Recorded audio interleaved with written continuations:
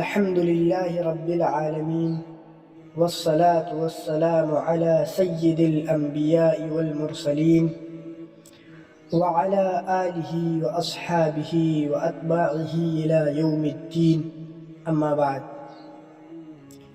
معزز سامعین اور یوٹیوب کے توسط سے سننے والے میرے دینی بھائیوں اور بہنوں، آج ہماری گفتگو کا موضوع وہ مہینہ ہے جس کی آمد پر عرش الہی سے رحمتوں کی بارش ہوتی ہے. یہ وہ مہینہ ہے جس کے لیے جنت کو سال بھر سجایا جاتا ہے.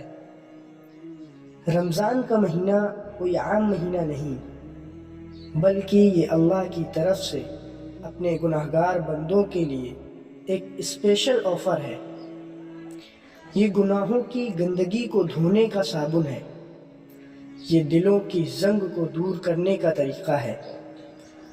جب رمضان کا چاند نمودار ہوتا ہے تو ایک پکارنے والا یہ آواز دیتا ہے کہ اے نیکی کے طلبگار آگے بڑھو، اور اے برائی کے خواہش مند رک جاؤ. ذرا غور کیجئے، اللہ تعالی ہماری ہدایت کے لیے کتنا بڑا اہتمام فرماتے ہیں. اس مہینے میں شیطان زنجیروں میں جکڑ دیے جاتے ہیں تاکہ بندے اور خدا کے درمیان کوئی تیسری رکاوٹ نہ بنے. اس مہینے میں ایک سب سے غور کی بات یہ ہے کہ اللہ تبارک و تعالیٰ نے اس مہینے کو نزول قرآن کے لیے منتخب فرمایا. اس مہینے کی اصل شان قرآن کریم ہے. اللہ تعالیٰ فرماتا ہے شہر رمضان الذی انزل فیہ القرآن. سوال یہ پیدا ہوتا ہے کہ قرآن کے لیے رمضان ہی کیوں چنا گیا؟ اس کی وجہ یہ ہے کہ روزہ انسان کے اندر ملکیت یعنی فرشتوں والی صفت پیدا کرتا ہے. جب انسان بھوک اور پیاس کی شدت میں اپنے نفس کو قابو کرتا ہے تو اس کا دل نرم ہو جاتا ہے، اور نرم دل ہی اللہ کے کلام کو جذب کرنے کی صلاحیت رکھتا ہے.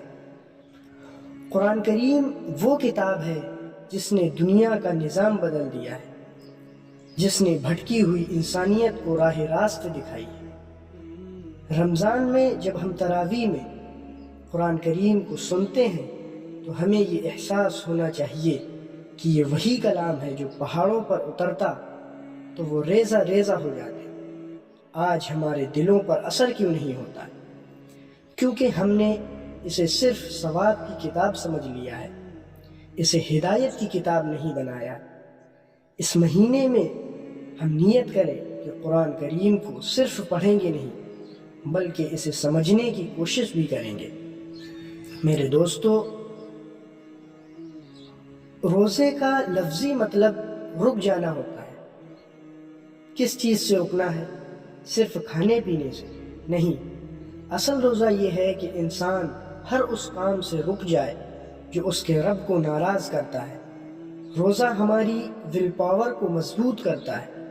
جب ایک شخص ٹھنڈا پانی سامنے ہونے کے باوجود نہیں پیتا تو وہ اپنے نفس کو یہ سبق دیتا ہے کہ جب میں حلال چیزوں کو اللہ کے حکم پر چھوڑ سکتا ہوں تو میں حرام چیزوں کو کیوں نہیں چھوڑ سکتا. روزہ انسان کے اندر تقوی پیدا کرتا ہے. تقوی کیا ہے؟ حضرت ابی بن کعب رضی اللہ عنہ فرماتے ہیں کہ تقوی ایسا ہی ہے جیسے تم کانٹوں بھری جھاڑیوں کے درمیان سے اپنے دامن کو بچا کر گزر جاؤ. یہ دنیا گناہوں کے کانٹوں سے بھری ہوئی ہے اور روزہ ہمیں اپنے دامن کو گناہوں سے بچانے کی ٹریننگ دیتا ہے. اگر ہمارا روزہ ہمیں نماز کا پابند نہیں بنا رہا، اگر روزہ رکھ کر ہماری زبان سے گالیاں نکل رہی ہیں، اگر ہم روزے کی حالت میں بھی لوگوں کو دھوکہ دے رہے ہیں تو یاد رکھیے ہم نے روزہ نہیں رکھا، صرف فاقہ کشی کی ہے. عزیزان کرام، اللہ تعالیٰ نے روزے کے شروع اور اختتام میں ہمارے لیے برکت رکھی ہے. سحری کے بارے میں نبی صلی اللہ علیہ وسلم نے ارشاد فرمایا تسحروا فإن فی السحور برکہ. سحری کرو کیونکہ اس میں برکت ہے. سحری کا وقت وہ ہوتا ہے جب اللہ تعالیٰ آواز دیتا ہے کہ ہے کوئی مانگنے والا جسے میں عطا کروں۔ اسی طرح افطار کا وقت انتہائی رقت آمیز ہوتا ہے جب ایک روزے دار دن بھر کی شدت کے بعد دسترخوان پر بیٹھتا ہے تو اللہ تعالیٰ فرشتوں پر فخر کرتا ہے اور فرماتا ہے، دیکھو میرے بندے کو، کھانا سامنے ہے، پیاس سے حلق خشک ہو رہا ہے، لیکن یہ صرف میرے حکم کا انتظار کر رہا ہے۔ افطار کے وقت کی دعا رد نہیں ہوتی۔ آج ہم افطار میں طرح طرح کے پکوانوں میں کھو جاتے ہیں، جبکہ وہ وقت رونے اور گڑگڑانے کا ہوتا ہے۔ ہمیں چاہیے کہ افطار سے 5-10 منٹ پہلے سب کام چھوڑ کر اپنے لیے، اپنے گھر والوں کے لیے اور پوری امت مسلمہ کے لیے دعا کریں۔ اس ماہ مبارک میں قیام اللیل کی بڑی اہمیت ہے۔ میرے بھائیوں، رمضان کی راتیں اتنی ہی قیمتی ہیں جتنے اس کے دن۔ تراویح کی نماز اللہ تعالیٰ سے دوستی کرنے کا ذریعہ ہے۔ جب آپ تھکا ہارا بدن لے کر مسجد میں کھڑے ہوتے ہیں تو اللہ تعالیٰ آپ کے لیے رحمتوں کے دروازے کھول دیتا ہے۔ کوشش کریں کہ تراویح میں پورے اطمینان کے ساتھ شرکت کریں۔ یہ ہماری بد نصیبی ہے کہ ہم تراویح کو بوجھ سمجھتے ہیں۔ ہم میں سے بعض لوگ سپر فاسٹ تراویح تلاش کرتے ہیں۔ یاد رکھیں، یہ نماز ہے، کوئی دوڑ نہیں، کوئی کھیل نہیں۔ قرآن کے الفاظ کو صحیح مخرج سے سننا اور سمجھنا ہماری ذمہ داری ہے۔ جو مزارات کی تنہائی میں اللہ تعالیٰ کے حضور سر بسجود ہونے کا ہے، وہ دنیا کی کسی عیش و عشرت میں نہیں۔ رمضان ایک ایسا مہینہ ہے جو ہمدردی، صدقات و خیرات اور جود و سخاوت کا مہینہ ہے۔ نبی کریم صلی اللہ علیہ وسلم کی سخاوت اس مہینے میں بے انتہا بڑھ جاتی تھی۔ ہمیں چاہیے کہ اس مہینے میں اپنے مال کی زکوٰۃ ادا کریں اور کثرت سے صدقہ و خیرات کریں۔ اپنے آس پاس کے ان سفید پوش لوگوں کو تلاش کریں جو مانگنے سے شرماتے ہیں۔ کسی غریب کے بچے کو نئے کپڑے دلا دینا یا کسی بے سہارا ماں کے گھر راشن پہنچا دینا اللہ تعالیٰ کے نزدیک نفل عبادتوں سے کہیں بہتر ہے۔ روزہ ہمیں بھوک کا احساس دلاتا ہے تاکہ ہم بھوکوں کی طلب کو سمجھ سکیں۔ اگر ہمارے پڑوسی بھوکے سو رہے ہیں اور ہمارا دسترخوان بھرا ہوا ہے تو ہمارا ایمان کامل نہیں۔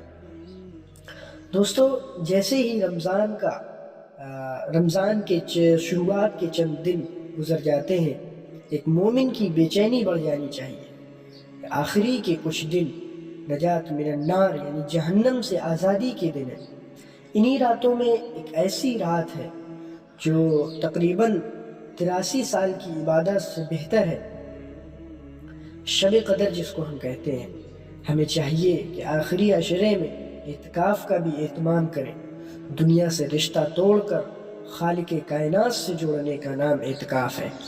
مسجد کے ایک کونے میں بیٹھ کر اپنے گناہوں پر آنسو بہانا اور اللہ تعالیٰ کو منانا ہی اصل کامیابی ہے۔ اگر ہم نے پورے مہینے سستی کی ہے تب بھی یہ آخری کے کچھ دن ہماری قسمت بدل سکتے ہیں۔ ان راتوں کو سونے میں یا موبائل کے استعمال میں یا فضول لغویات کرنے میں ضائع نہ کریں۔ کیا پتہ اگلا رمضان ہمیں نصیب ہو یا نہ ہو۔ میرے عزیزو، رمضان ایک کورس کی طرح ہے جو ہمیں سال کے باقی 11 مہینوں کے لیے تیار کرتا ہے۔